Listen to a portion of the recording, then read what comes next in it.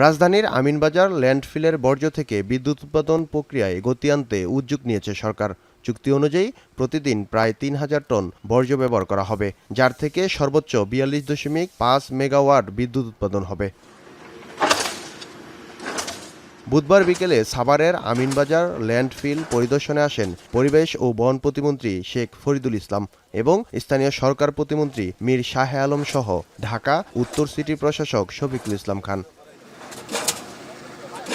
পরিদর্শন শেষে স্থানীয় সরকার প্রতিমন্ত্রী বলেন, ৩০ একর ভূমি ভাড়া বাবদ ঢাকা উত্তর সিটি কর্পোরেশনকে বার্ষিক প্রায় ২ কোটি টাকা ভাড়া দেবে চীনা কোম্পানিটি।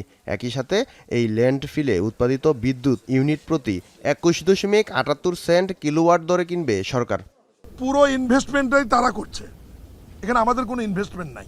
তাদের কাছ থেকে শুধু আমরা বিদ্যুৎ কিনবো, এই বিদ্যুতের মূল্যটিও নির্ধারণ করে বিদ্যুৎ বিভাগ তাদের সাথে একটা এগ্রিমেন্ট করেছে। উত্তর সিটি কর্পোরেশনের যেহেতু এই বর্জ্য ব্যবস্থাপনার কেন্দ্র এটি, এই কারণে উত্তর সিটি কর্পোরেশনও পূর্বের শর্ত বহাল রেখে তারাও 2028 সাল পর্যন্ত আমাদের মন্ত্রণের অনুমোদন সাপেক্ষে তারাও এই চুক্তিটি এক্সটেনশন করেছে। ভিটামিন ই ও সি সিরাম 8টি প্রাকৃতিক অয়েল সমৃদ্ধ লিলি সিরাম অয়েল, যা চুল পড়া কমায় মাত্র 30 দিনে। এ সময় পরিবেশ, বন ও জলবায়ু প্রতিমন্ত্রী বলেন, চুক্তির 5 বছর শেষ হওয়ার পরও কাজে দৃশ্যমান কোনো অগ্রগতি না থাকায় নতুন করে আবার চুক্তি নবায়ন করা হয়েছে।